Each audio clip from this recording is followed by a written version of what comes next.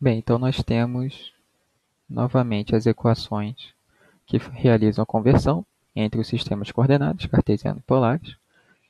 E no ponto a seguir, nós temos uma observação em que nós relembramos o fato de que nós podemos ter dois ângulos, θ1 e θ2, dentro do círculo trigonométrico, ambos no intervalo de 0 até 360 graus, que possuem o mesmo valor da tangente. Então, nós podemos relembrar por que isso ocorre, porque fixando um ângulo aqui no primeiro quadrante, nós temos seno de θ e cosseno de θ positivos. Mas existe um certo ângulo no terceiro quadrante que tem seno e cosseno, ambos negativos. E a tangente de um ângulo, como ela se escreve como seno de θ sobre cosseno de θ, dividindo um número positivo por um número positivo ou um número negativo por um número negativo, nós podemos encontrar o mesmo valor de tangente, que nesse caso seria positivo. Então, nós teremos atenção em relação a isso, fazendo esse primeiro exemplo de conversão entre os sistemas de coordenadas, tendo as coordenadas polares r e θ iguais a 2π sobre 4, nós encontraremos quais são as coordenadas cartesianas desse ponto. Bem, na resolução desse exercício, nós temos as coordenadas polares dadas, r e θ, e nós temos as equações de mudança de coordenadas que nós já vimos. Então, lembrando que nós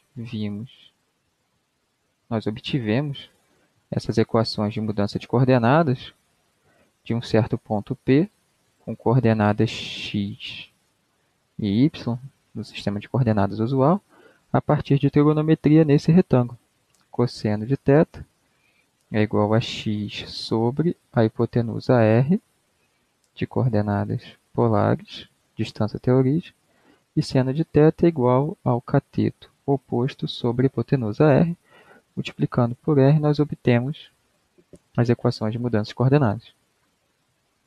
Bem, então a nossa coordenada x igual a r cosseno θ, no enunciado são dados como 2 e π sobre 4, respectivamente. Então, a coordenada x desse nosso ponto vai ser 2 vezes raiz de 2 sobre 2, que é igual a raiz de 2. A coordenada y, que é igual a r seno θ, ela se escreve como 2 vezes o seno de θ, que nesse caso é igual a π sobre 4. E nós temos essa mesma expressão 2 vezes raiz de 2, que também fornece raiz de 2. Então, as coordenadas cartesianas do ponto dado no enunciado são raiz de 2 e raiz de 2. Como o ponto dado, π sobre 4, é igual a 45 graus, nós temos a coordenada x e a coordenada y iguais no sistema cartesiano original.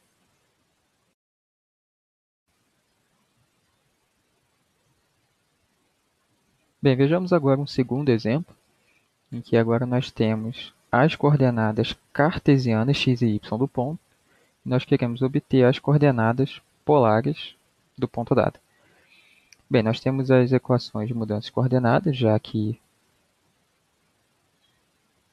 no nosso quadro, e nós vamos observar já que o ponto x é igual a menos raiz de 3 e y igual a 1 fornece um determinado ponto que está no segundo quadrante.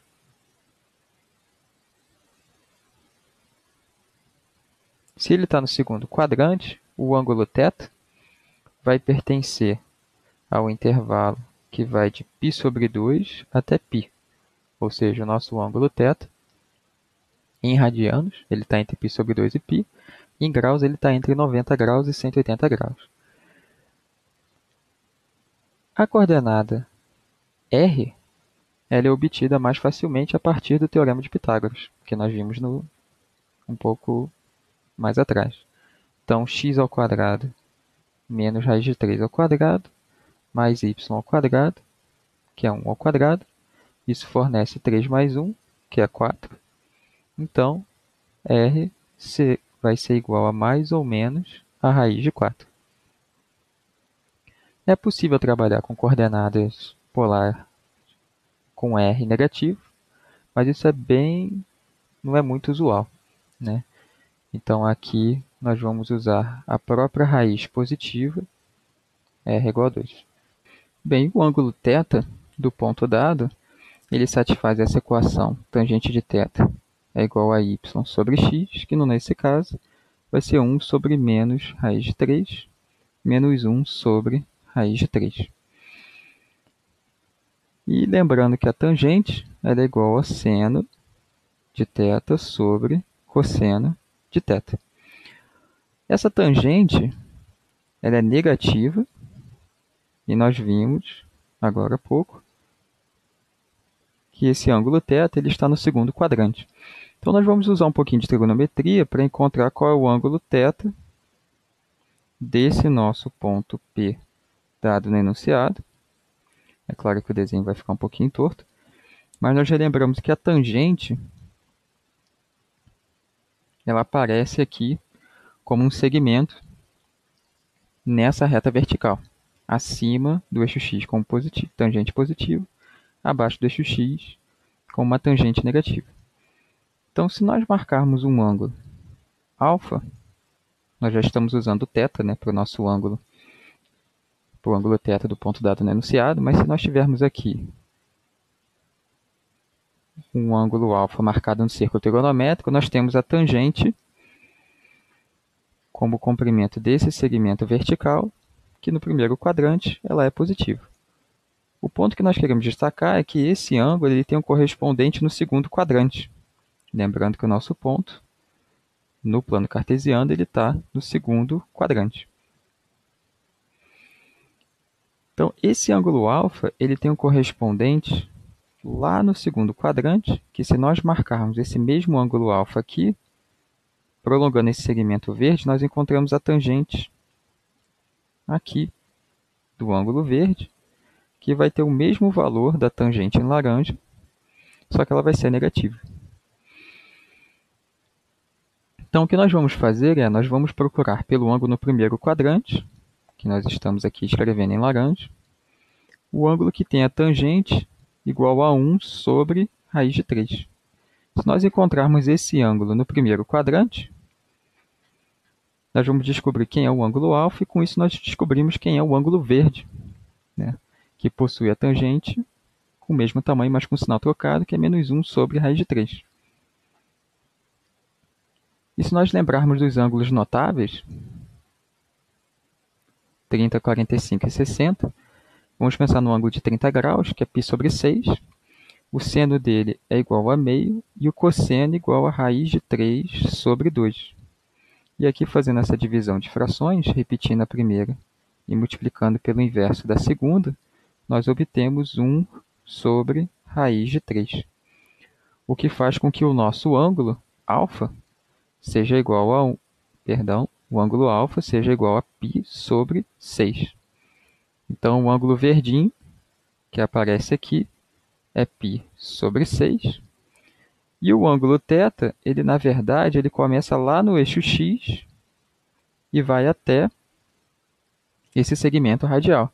Então, o nosso ângulo θ ele vai ser 180, que é π, menos esse ângulozinho alfa, que é igual a π sobre 6. E o que aparece aqui é 5π sobre 6. Esse é o ângulo θ do ponto dado no enunciado. Então, Rθ, 2, 5π sobre 6 é a nossa resposta. Então, lembrando que nós temos mais de uma representação para esse mesmo ponto, poderíamos também usar, por exemplo, Rθ igual a 2 e 5π sobre 6 mais 2π. Seria uma outra resposta possível, mas a resposta mais usual seria essa aqui. Também é possível usar R negativo, mas vamos destacar que não é muito usual. No nosso curso de cálculo 2, nós vamos usar sempre R maior ou igual a zero.